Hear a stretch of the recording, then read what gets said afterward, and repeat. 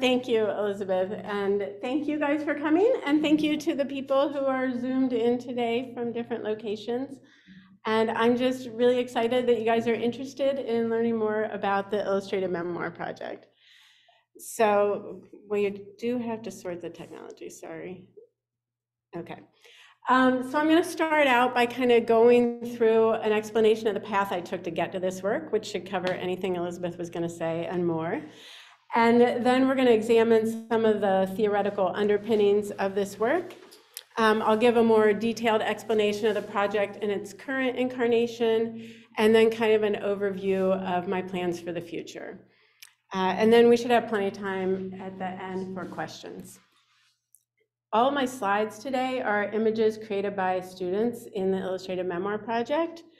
And I will mention at the beginning that a few of them do depict scenes of violence, but I think it will be okay. So in 1993, I graduated from the Western College program at Miami with a philosophy degree. Western was and is an interdisciplinary studies program. The focus of my studies was art therapy for the terminally ill, and I had a minor in sculpture. Various things kept me from going on to graduate school at that time. But in the following years, I started an art gallery with my best friend. I studied acting. I worked as a pastry chef. I co-owned a bakery. I was a member of city council in Oxford. I did a wide variety of things. A philosophy degree and a minor in sculpture kind of lends itself to that. In 2013, I co-founded the nonprofit organization Maketank Inc. Maketank was originally founded to support the work associated with the Oxford Kinetics Festival.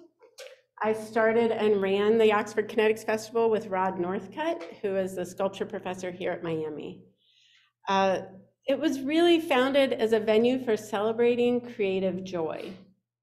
And the nonprofit and the festival shared the mission of building community through art and creative making.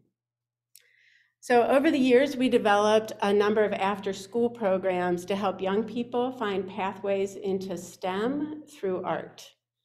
And by 2016, I was running 3 different concurrent elementary and middle school programs, organizing the festival, and writing increasingly ambitious grants to fund that work. And I was becoming more and more interested in the research and theories underlying the programming we were developing and running, and increasingly exhausted by the pace of the unpaid work I was doing.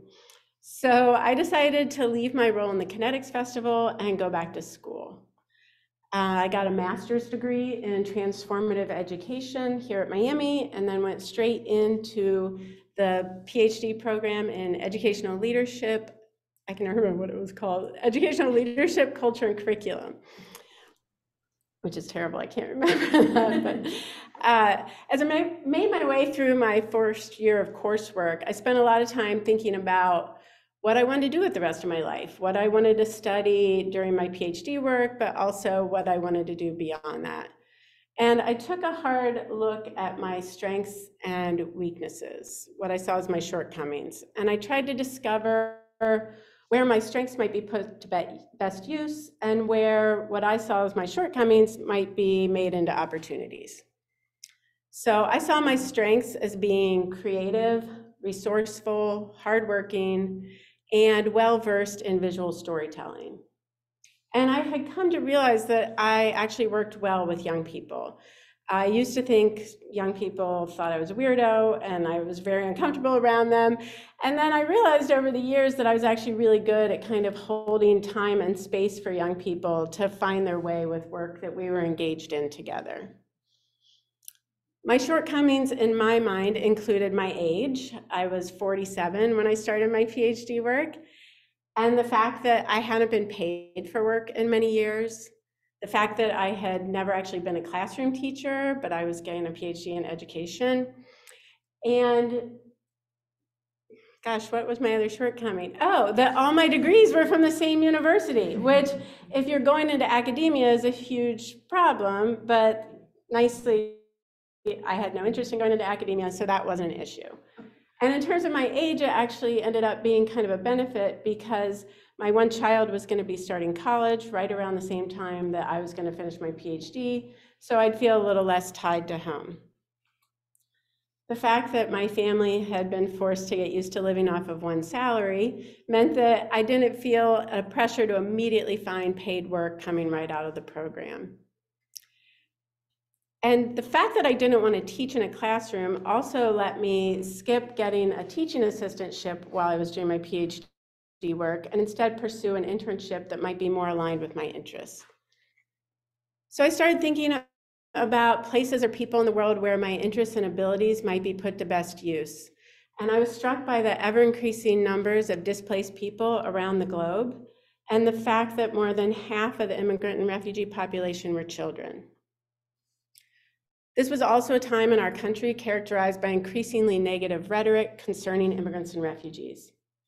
And so I thought I'd try to find out more about what the landscape of immigrant and refugee youth education looked like here and around the globe, and explore where I could be of use.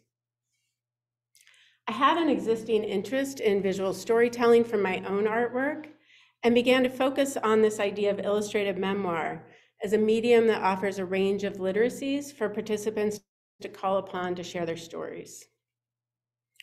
I applied for and received a virtual student federal service internship with USAID, the U.S. Agency for International Development, with their education department, looking at methods to expand the reach of education to children in developing countries and in conflict and crisis zones, all kids with limited access to resources.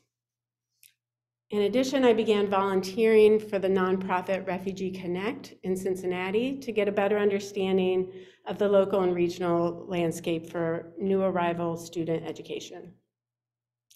And I did a lot of reading about academic theories, which eventually brought me to the theory of epistemic injustice and the efficacy of intellectual self-trust to counter epistemic injustice.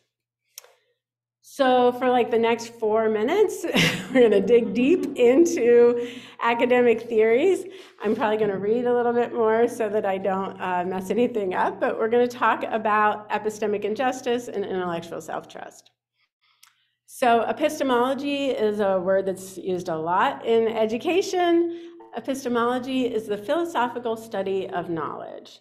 So it's really looking at how we know what we know and what it means for an individual to know something. So marginalized individuals and groups are often subject to epistemic injustice. This primarily occurs in 2 forms. There's testimonial injustice and hermeneutical injustice. Hermeneutics is like interpretation. It's an idea of how you interpret things. So testimonial injustice primarily occurs when a person finds that their personal account or testimony is not believed based on their identity as a member of a marginalized group. As a result, they're prevented from contributing to the production of new knowledge. Hermeneutical injustice occurs when a marginalized person is unable to convey their social experiences, when the experience or means of expression of oppressed individuals or groups is so underconceptualized or ill understood by the normative population that it becomes impossible for the marginalized subject to convey the meaning of their lived experience. So in order to counter the silencing and diminishment that accompany epistemic injustice, these marginalized individuals can engage in epistemic resistance. But the ability to engage in epistemic resistance requires that person to trust in their own experience and ways of knowing the world, to possess intellectual self-trust.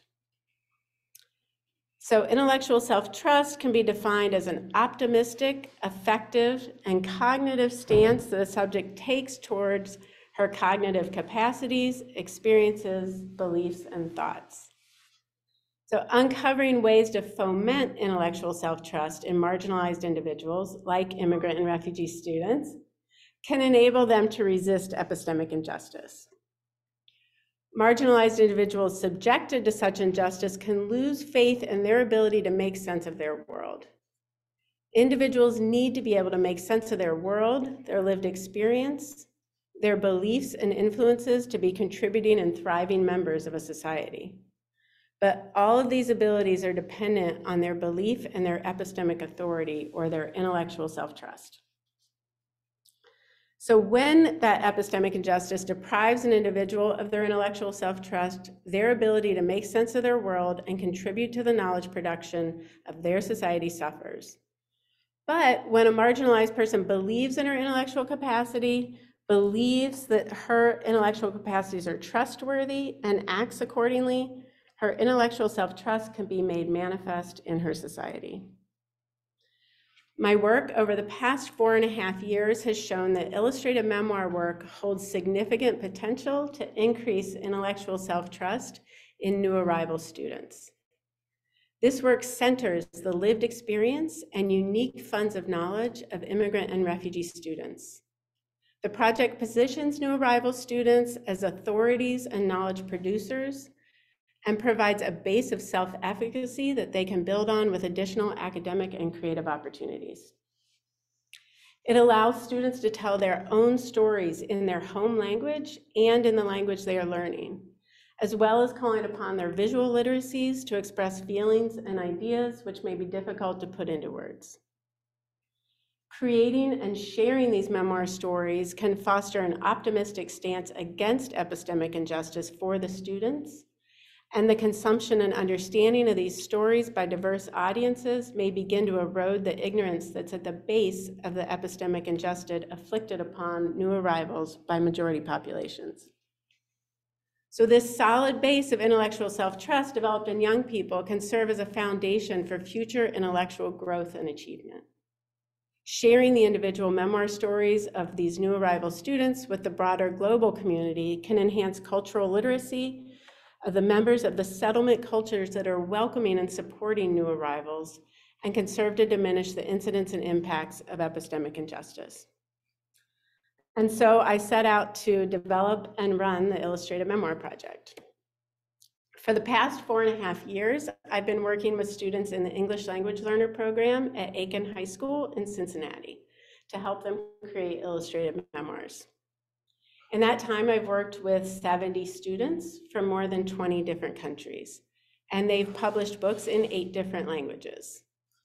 More than half of the completed memoirs are bilingual, and several are trilingual. And in that time, I've only had 2 students who did not complete their memoirs.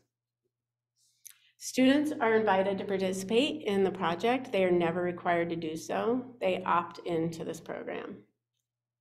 When working at Aiken, I meet with students 1 class period a day, 1 day per week throughout the course of a school year. And I have 2 prompts and 1 rule for the students. So the 2 prompts are that I ask them to tell some true story from their life with them as the main character, and that story be told using both words and images.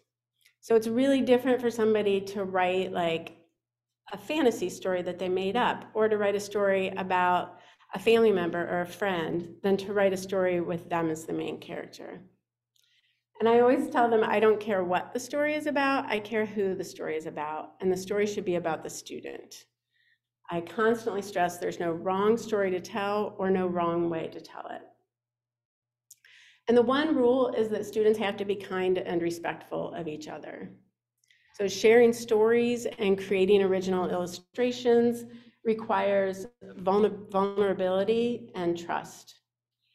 And it's my job to create a safe space for the students to spend their time with their stories and to think about sharing those as they choose. But as project members, the other students really share in that responsibility as well. And they can do that by supporting and respecting each other. So when I conduct this project, it's not for a grade and it's not for class credit. I often have students,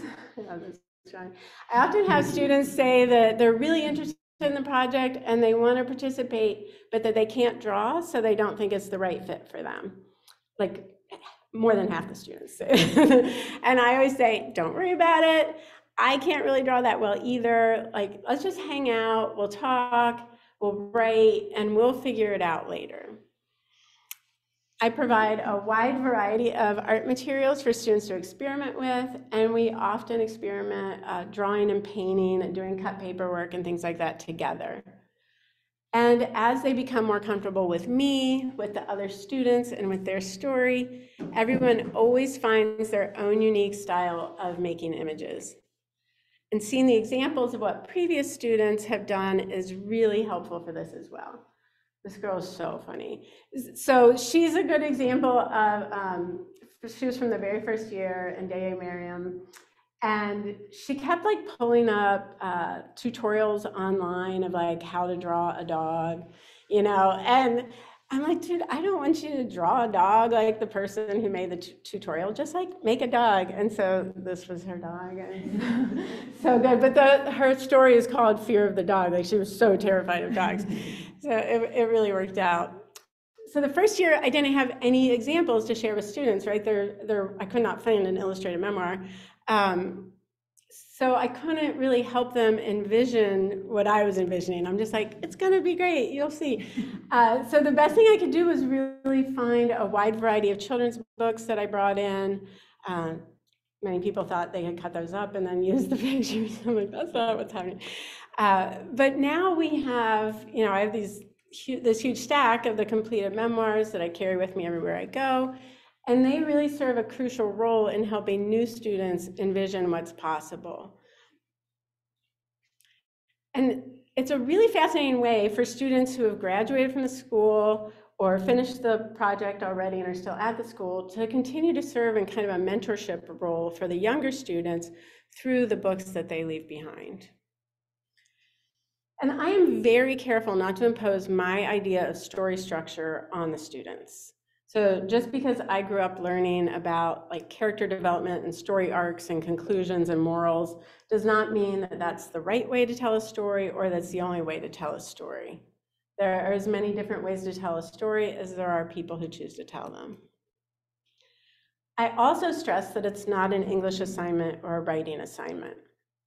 I often say to the students, think about if you were at home and a friend of yours came by to visit and you wanted to tell them this story. Write it like you would say it to your friend, because I feel like if they get too caught up in thinking about writing correctly, like sentence structure, word choice, that one, they're never going to get the story written, and two, that it might kind of hinder their unique voice from coming through as well. I do offer to edit the completed drafts for spelling, grammar, punctuation if a student would like me to, but if they don't want me to, then I just leave it alone. I've published multiple books that have no punctuation or like one period at the very end of a very long course of writing because that was how they wanted it, and that's awesome. The first couple of weeks that we meet, most of the students spend their time reading through the existing memoirs or experimenting with art materials. Some students want to sit and talk and paint and like just gab away the day, and others want to like sit by themselves quietly and write and think. It's a time for really understanding kind of the project possibilities and getting to know and trust each other.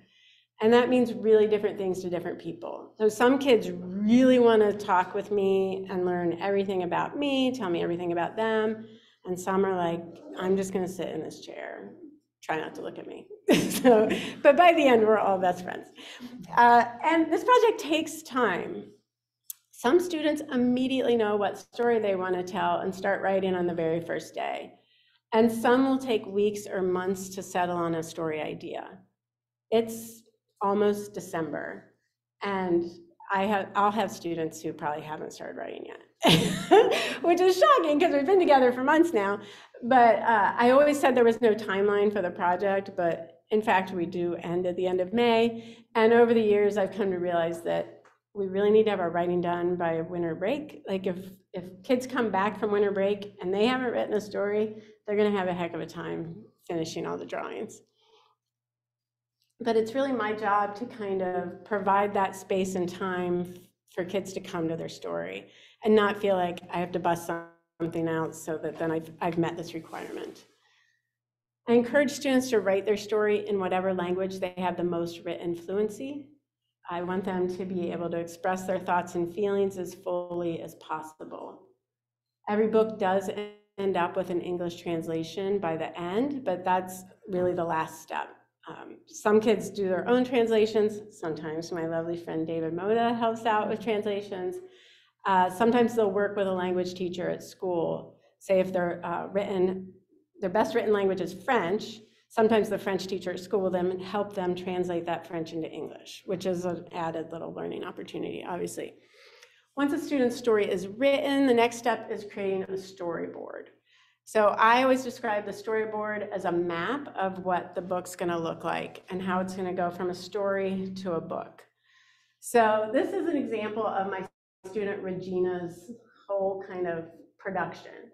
So if you can kind of see up at the top, that's her written story. And then we go through and kind of divide it into chunks of what you might imagine going on a page together, and then number those chunks. This is like the nuts and bolts, it's really like whatever. And then she can go through and be like, okay, section number 1 is gonna be split between these 2 pages. And I think maybe I'll draw, some mountains and Buddha there. She can just kind of lay out, and it's a big conceptual leap to go from this page or 2 of writing to like, it has to be a minimum 24 pages for the way that we publish them. So that's a big jump, but once you've got it, then it's just you're off to the races making these drawings. So Regina writes her story, shares it with me, creates this storyboard with just quick little sketches. Then she creates all these drawings, so you can see there's her mountains, there's her Buddha. And then she gives everything to me at the end, and then the storyboard serves as a map for me of how to put all those things together in the way that she envisions them. So participants choose to tell very different stories. They range from the story of a young girl and her family fleeing civil war and looking for a new home in one country after another, to learning to play chess from a family friend and participating in a first competition in Colombia, going to New York to explore the city and taking the wrong subway and getting lost, to the events that unfold after a girl receives a live chicken from her cousins for her birthday. This is a fantastic story. They become best friends, Layla, but it does not end well. Chicken. This is my favorite thing is that at the beginning of the sentence it's a she, and at the end of the sentence it's an it. So all these stories reveal more about the author than just the words on the page can convey. The images that the students create to support these words bring life and character to their stories in a way that I think words alone can't. So I thought it might be helpful here to kind of take a deep dive and explore one story in particular to kind of give you a better understanding of the project and some of its potential. So this is Enoch Siddiqui's story. Enoch's family was originally from Rwanda, and then they fled war in Rwanda and went to the Democratic Republic of the Congo, and then resettled in Uganda before Enoch was born. Enoch was born and raised in the Nakivale refugee settlement in Uganda. Eventually, he and his family were able to move to the US, settling first in Rhode Island and then coming to Cincinnati at the very beginning of 2020, just before the pandemic, obviously. Enoch's story is about soccer and cows. He begins by explaining how important soccer was to him growing up as a child in Nakivale, how it was a way of bridging the divides between the kids in the refugee settlement, because these were kids from a wide variety of different countries, and they spoke a lot of different languages. But soccer was kind of where they could meet. And their parents did not want them playing soccer. They thought it was a huge waste of their time. But it brought them so much happiness that Enoch and his friends played whenever they could. And so one day they decided that they would set up teams and build kind of a tournament structure of kids who lived on the eastern side of the settlement and kids who lived on the western side of the settlement. And they had to work to clear fields of trees and brush so they had places to practice and play. When Enoch wasn't playing soccer, he was helping his family farm their small plot of land and tending to their cows with his brother. And the cows had to be taken out to different pastures to graze each day, brought back at night, and they had to be milked every day. And these cows were a key asset to Enoch's family, as you might imagine. So one day, Enoch's father told him to take these cows to a different pasture, stay there with him for the day, bring them back at night. But this was the same day that Enoch had a big soccer game that he and his friends had been working towards. And so he had to decide whether to obey his father or go and play in this soccer game. So Enoch took the cows out to the pasture and agonized over what to do. And he finally decided he was going to leave the cows in this pasture, go play the soccer game, and come back. So he did, and it was a super close game, but in the very last moments, Enoch's team lost. And he was so devastated that he almost forgot about the cows. But then he gathered up all his stuff, ran back, and when he got there was only one cow left. All the other ones were gone. So he searched for hours trying to find these cows, but finally it got dark, and he had to go home and tell his dad what he'd done. His father did not speak to him for days or weeks. But the next morning, they went out together to try to find the cows. And they did eventually find them tied up in someone's backyard, and they were able to negotiate their return. The man insisted payment for damage that the cows had done to his property. And the story ends with Enoch and his family leaving Nakavali and coming to the US just before the final tournament game, which he never found out who won, which just crushes me. He's like, how was I going to find out? There's no, we don't have phones, can't write letters. So this is a great memoir story, right? It's super exciting, and it's the story of one particular event in Enoch's childhood, but through the telling of it, we really get an insight into his early lived experience. And he's mature enough when he writes it to be able to reflect back on, with some insight into why he acted the way he did, why he made the choices he did, and how those decisions were influenced by his circumstances and his age. And it's a story that left me with a lot of follow-up questions. I had tons of things I wanted to know more about it. So there are several things that I found interesting just talking to Enoch afterwards that he doesn't mention in the story. So one is he was actually reading this book in a bookstore one day, and I was like, I was thinking about when World Cup was in Africa, and they would do all these little interstitial stories between games about ways kids in different countries made soccer balls. And all of a sudden I was like, oh, I always just imagined they had a soccer ball. And then I'm like, Enoch, did you guys have a real soccer ball? And he's like, oh God, no. He's like, they made balls from just taking tons of plastic bags and layering and tying the bags together. But a piece of information that I learned that really changed the way I thought about this story was that Enoch was 8, just about to turn 9 when this story took place. So when I first read it, I imagined a much bigger, older child being in charge of all these cows and going through all these circumstances. And I was like, 8? And then you see a picture and he's just the tiniest little human. And I also later learned that Enoch never had the opportunity to go to school before he came to the US, and he never spoke English before he came here, which shocks people because his written and spoken English now are completely flawless. So Enoch's experience also demonstrates some of the potential for students to use this project as a base for scaffolding additional learning and opportunities. So Enoch was a junior when he wrote his memoir, and during his senior year, he worked with me to create a stop-motion animation film of his memoir. Just a little clip of it. It's a slow and tedious process, but it allows a much deeper connection with the nuts and bolts of storytelling. And this digital version of his story, which is actually 8.5 minutes long, and if you've ever made a stop motion, you can appreciate how long that is it's really easily shared on a variety of platforms, so it's kind of fun. And I've partnered with a variety of organizations to provide opportunities for project participants to share their stories with the public through story times at libraries, schools, and bookstores. One of the joys of a book is that it can be shared either as a physical book or as an electronic resource in classrooms and libraries that my students themselves will never actually set foot in. However, when students are able to read and share their stories in person, those are experiences that can reach and strengthen their sense of self in ways that I think are incomparable and really help them want to reach for larger platforms on which to share their voice.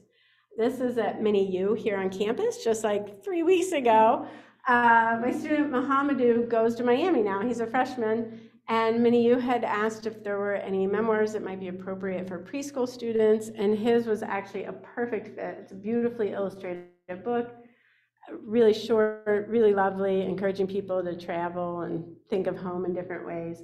And it was just so fun. He was just beaming, sharing this story. We had such a good day. So this is Enoch. The summer after his junior year, Enoch served as the Global Guide Fellow for the World Affairs Council of Cincinnati through a partnership that I've established with them. For the past 3 summers, students from the Memoir Project have held this paid fellowship. This is my student Regina teaching the kids about her home country of Nepal. So in this position, students develop a lesson plan about their home country that they use to teach these, it's over 100 9 to 10-year-old students that are engaged in summer enrichment programming. They meet with kids in groups of maybe a dozen. And then they teach them about their home country, and then they also read their memoir to the students. And each child enrolled in the summer programming gets a signed copy of the memoir to take home. So this experience led Enoch to discover a love of working with young people and a desire to pursue a career in education. Enoch also did readings of his book at regional bookstores, and those readings generated requests for interviews for local news stories. And he used all these experiences to help him write his college admissions essays and for scholarship applications. So Enoch is now a freshman at Berea College in Kentucky, where he plays soccer and majors in education, which is super exciting. And he's going to be helping me with some pilot programs the next 2 summers. And his story, along with 2 other project participants, were just published in this volume 2 of the Ohio Migration Anthology, which is a book put out every few years, just collecting stories of people who migrated to Ohio from different regions. So this work is kind of jagged ethical terrain. There are numerous ethical considerations that have to be kept front of mind through every step of the project. So one thing is students opt into the project, right? I mentioned that earlier. Nobody's required to do this. And I do suggest if other people are thinking about doing this similar work, that there's some other project for students to choose as an alternative, right? It can't be like, you're gonna do this or just sit in the corner and do math or something. There need to be other options. I do ask that students share some true story from their life, but I would never ask for a particular story, and I would certainly never ask for a student's immigration story. I do think the project is more impactful for them if they tell a true story with them as the main character. But that can be any story.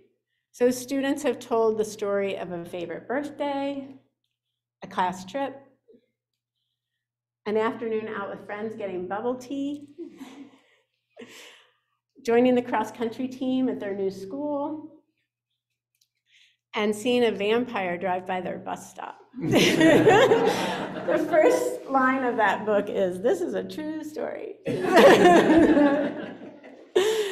And I did have one student who instead chose to write 10 fun facts about his country of Nepal and then share some traditional fables that he really enjoyed.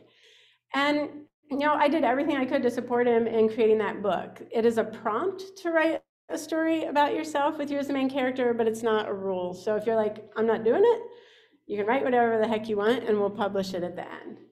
Though I will say that he came back the next year and asked if he could do the project over and write a story about himself. I do have a lot of students who finish and then show up the next year and they're like, can I do it again? I want to write another book. And I think a lot of creative endeavors, the first time you do them, you're kind of finding your way through, and then you do it and you're like, oh, now I know what I really want to do. I say no, they can't come back because I only work with like 15 kids a year. But what I do say is, now you know how to do it. I will give you all the materials you need. You can use any of the art supplies we have, write your story, give me all the stuff at the end, and I'll publish the book for you. But they just can't come and like take up project time space again. So another ethical consideration is making sure the students and their parents are able to make an informed decision about whether or not they want their name credited with authorship of the book. That is not her parent, that's a teacher. I realized like I put that up there like it looks like her parent. This is a teacher at her school in Burundi. I guess you got hit a lot. And then you had to clean the toilets. This is them cleaning toilets. She wrote one of her stories, so Fabiola is awesome, and she actually wrote 6 short stories in her book, and they're really comparing kind of her life in Burundi to her life here, and one was just about schools. I can't go off on too many tangents, we'll be here forever, but one funny thing was, she said like if you came late, you had to bring your parent, like so that they could tell your parent that you were bad, but a lot of kids would just find some rando adult and take them in instead, so they wouldn't get in trouble with their parents, but then they're like, but then if they found out you did that, you really got in trouble, so. So another consideration is whether students and their parents, if they're under 18, want to allow me to make more copies of the book, right? To be used as open educational resources through Creative Commons licensing, both as physical copies and electronic copies. Or they can choose to have their book be the only book that's ever published. And that involves a lot of discussion, translating forms. To date, I've had one student choose to have their book published with a pseudonym. I had one student ask to have no name at all on their book. And I had one student ask to not have any additional copies made of their book. And there have been books that I've never made additional copies of because the story was so personal, so traumatic, it just seemed wildly inappropriate to make more copies. Which brings us to the fact that sometimes students do decide to tell stories of trauma and pain. So how do I make sure that our space is a safe space in every way for those stories to be shared? And just to be clear, I'm not a therapist. This comes up. I do believe there's inherent therapeutic value in art making. I spent many years as a working artist, and I definitely found that when I was working on art and really involved in it, it was a therapeutic time for me. It was a time where I was calm and focused and able to think about and process and express some of my anxieties and fears in ways that felt personal and comfortable for me.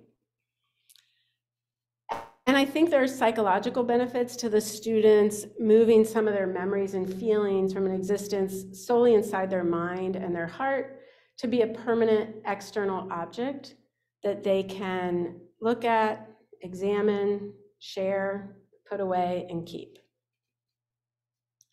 When I was first setting out on this work, I consulted with social workers and professors of social work to ask for advice about bringing along a trained therapist when I did the work. That's what I just imagined I would do. But the advice I got was that it really wasn't ideal to be adding multiple new people into these situations. And they suggested that I utilize the existing resources at the school where I am instead. So each year I have the school psychologist and other support staff come and visit the program, introduce themselves, explain the services that they offer, and give detailed explanation of how to access those services. And I've had many students say that that was the first time they ever were aware that there were support services at their school. It's important for me as the leader of this project to keep actively reflecting on how I can make the project space a safe and ethically rigorous environment, and how I can best serve the students who choose to participate with me. Making myself vulnerable to them and keeping robust lines of communication open, I feel like is the best path forward for that. One additional note in terms of ethics and academia. So a couple years ago, I stopped collecting qualitative data on this work. I couldn't figure out how to have the books exist in the world and have students be able to share them with the public and for them to be used as open educational resources, crediting the author, and me be writing about the work and therefore needing to anonymize the data. And it really seemed more important for me for this work to exist out in the world instead of just residing in academic journals. And so I decided to forgo the collection of qualitative data on the work.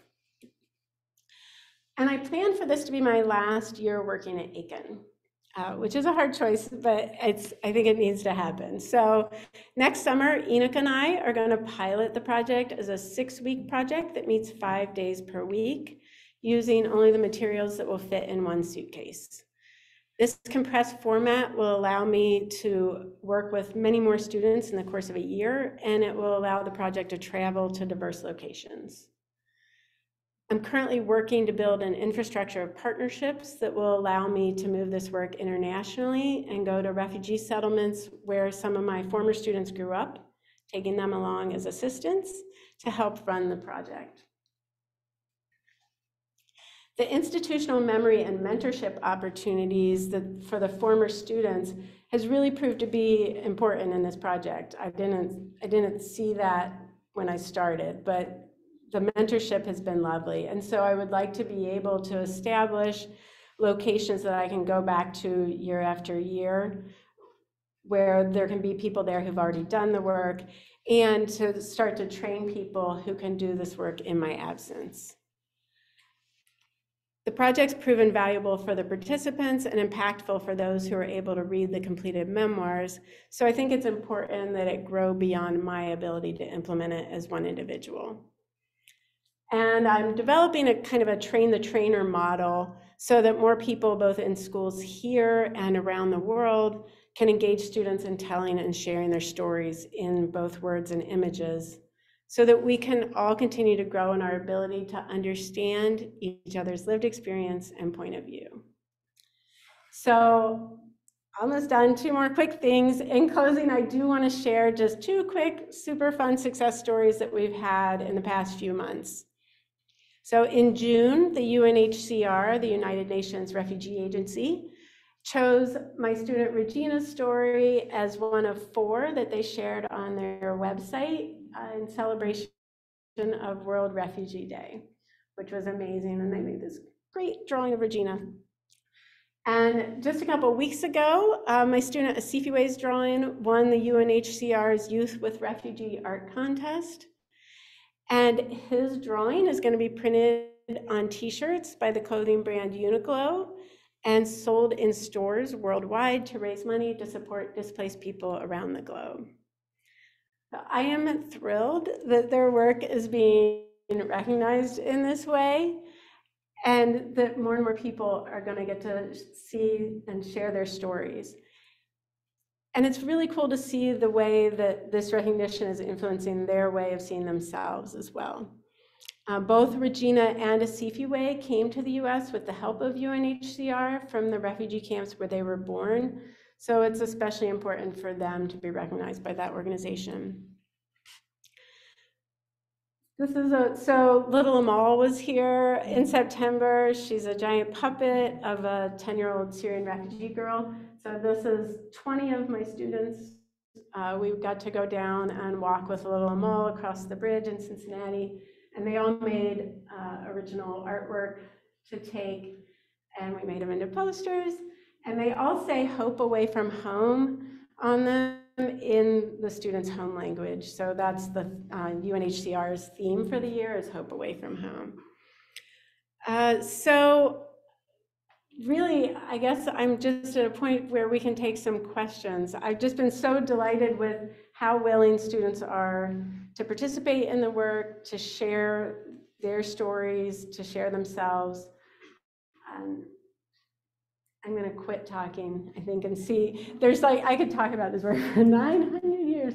But do any of you guys have any questions of things that maybe I just touched on and you want to know more about?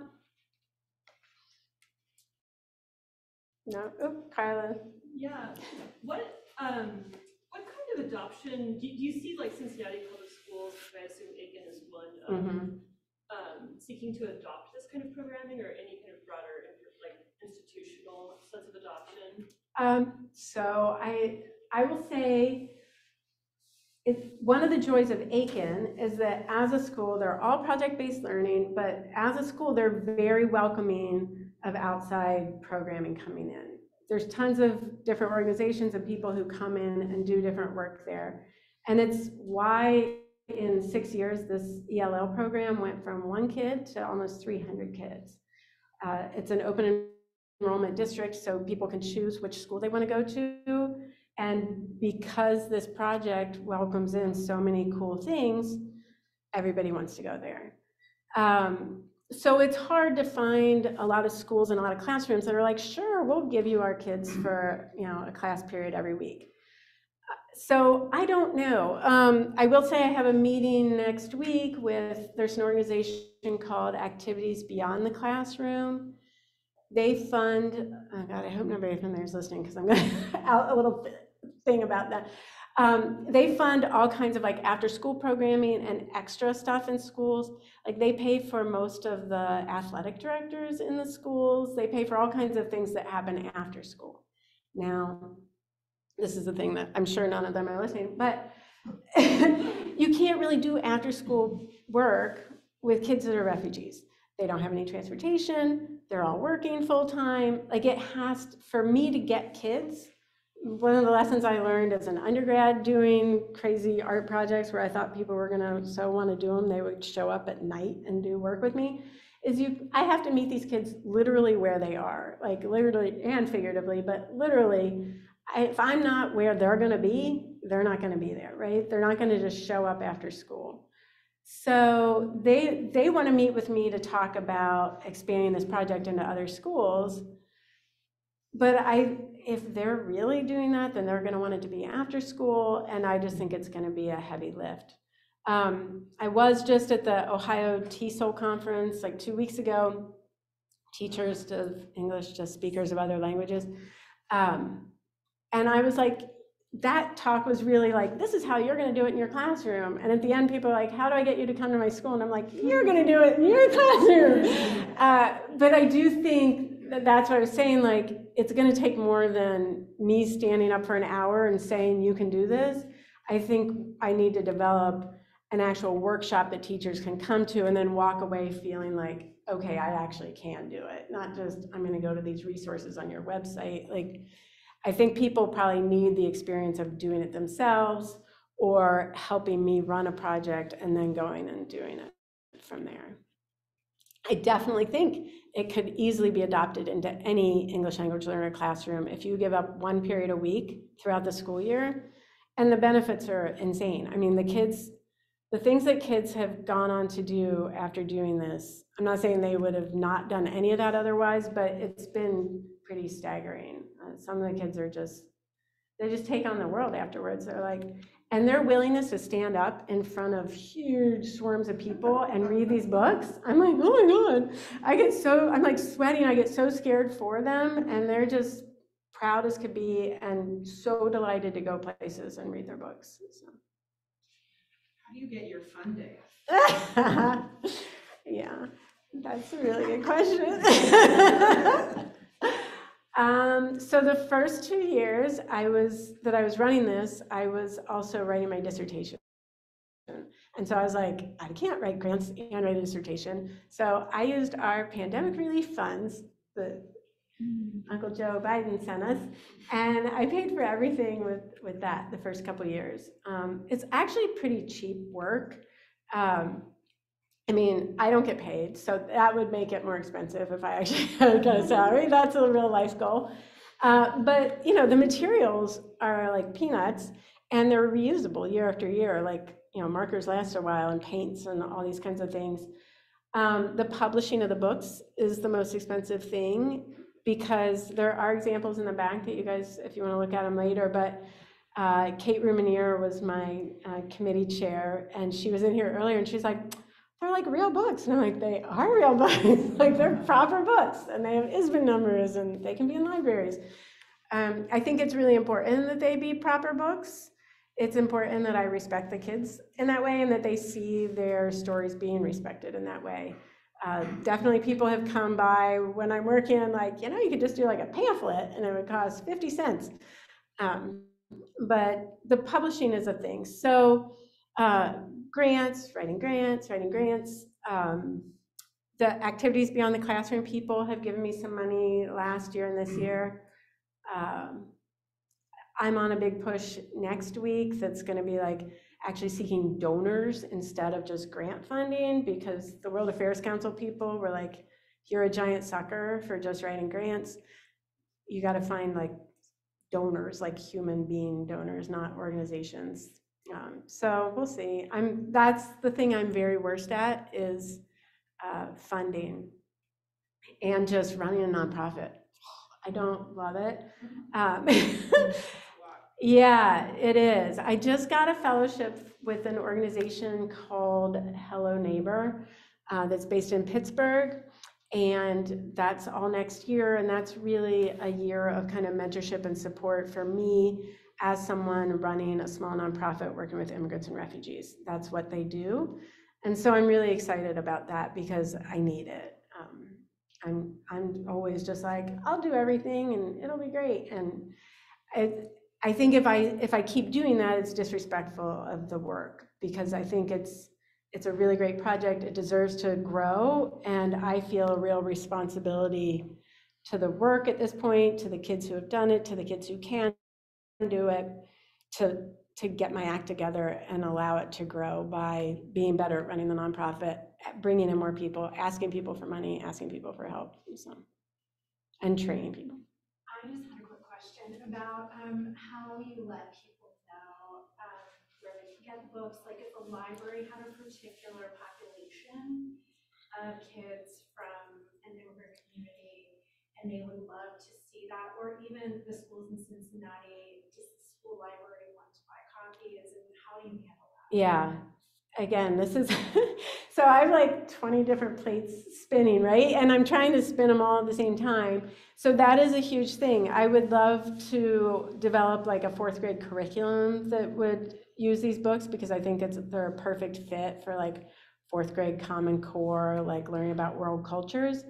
There's an organization called I'm Your Neighbor Books that is based in Maine, and they create little capsule libraries that are tailored to kind of to particular schools and libraries. They kind of catalog books written by and about different ethnic populations, refugees, immigrants.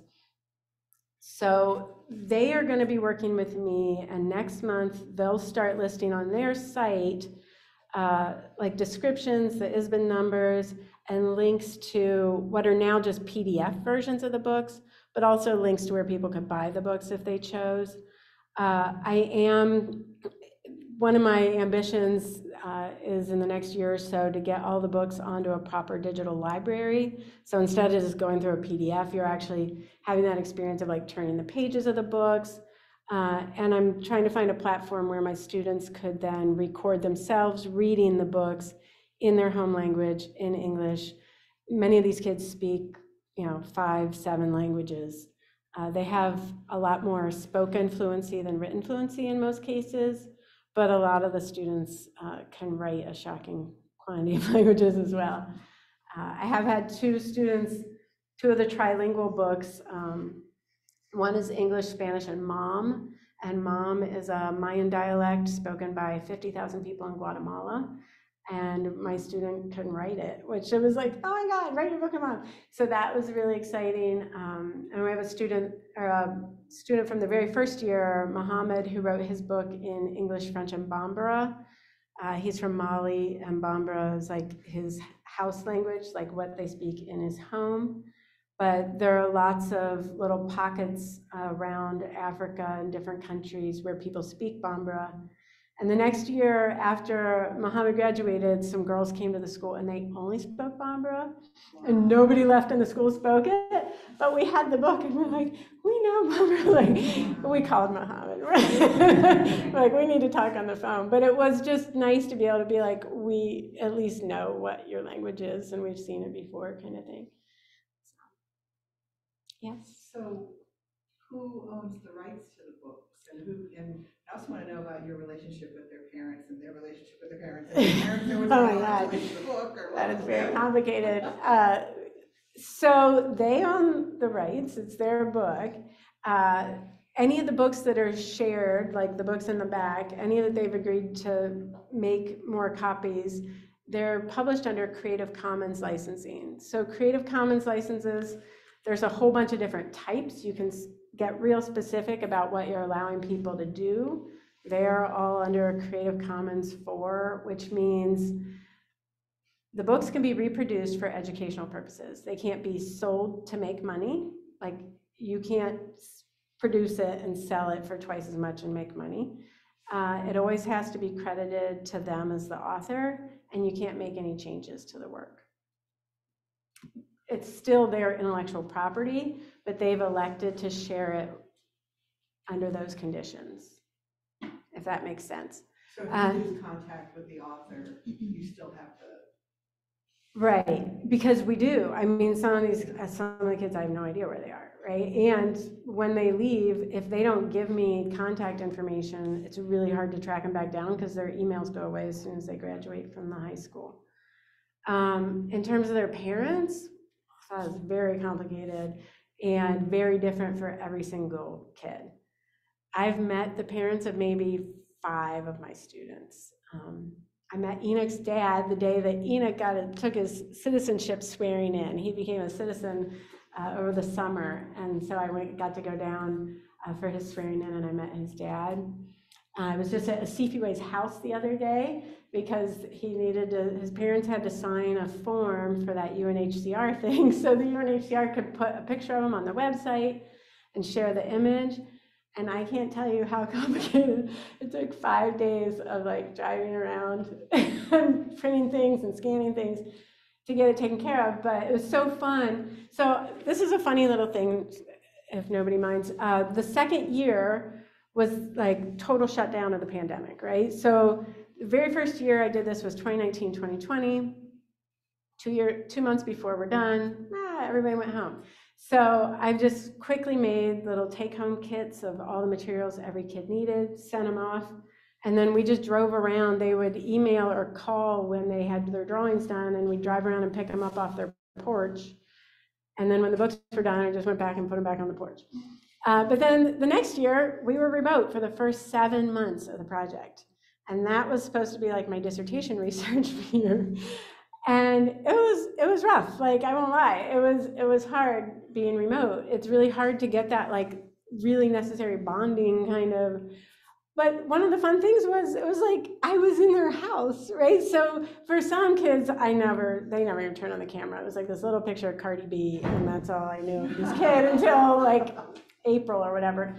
But for some kids, like Fabiola, who was Asifeway's older sister, she was like she had a question.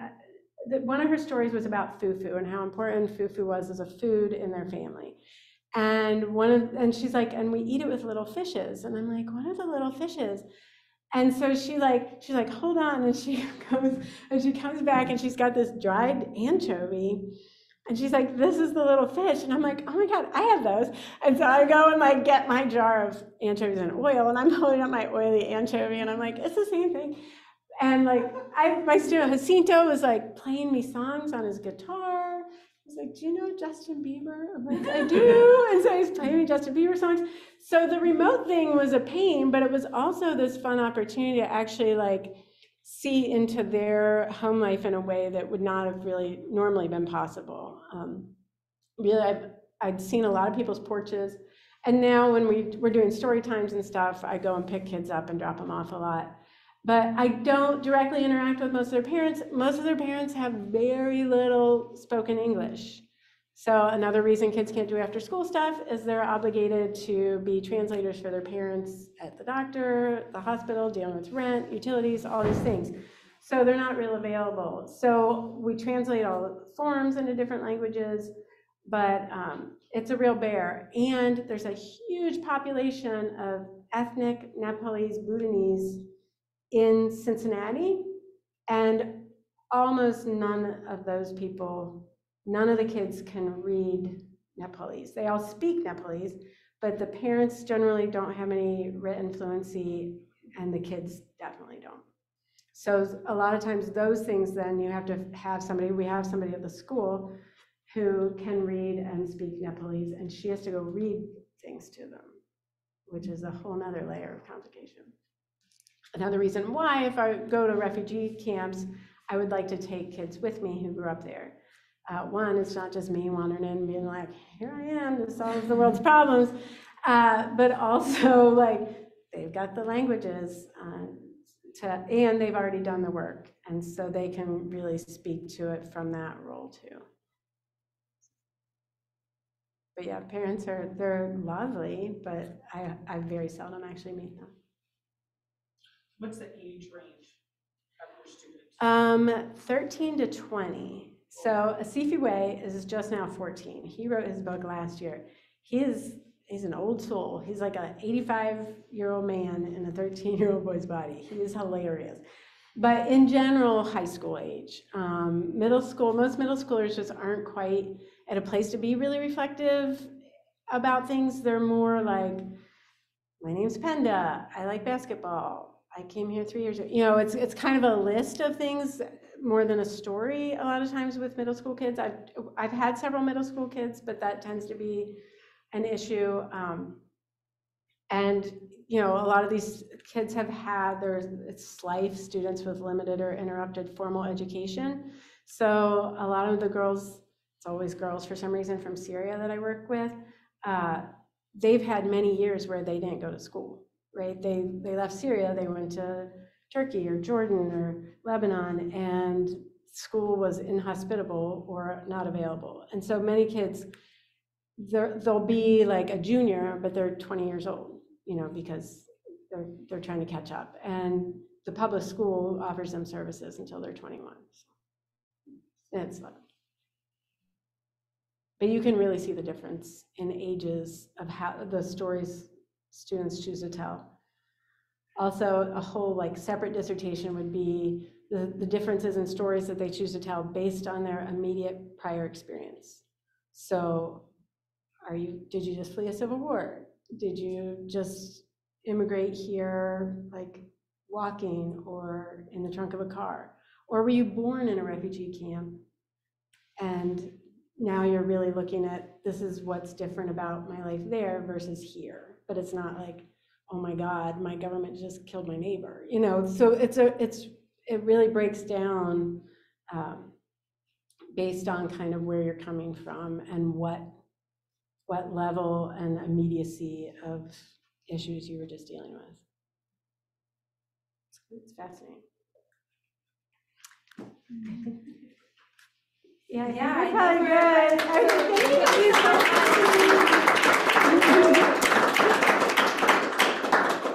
Thanks, I really appreciate it.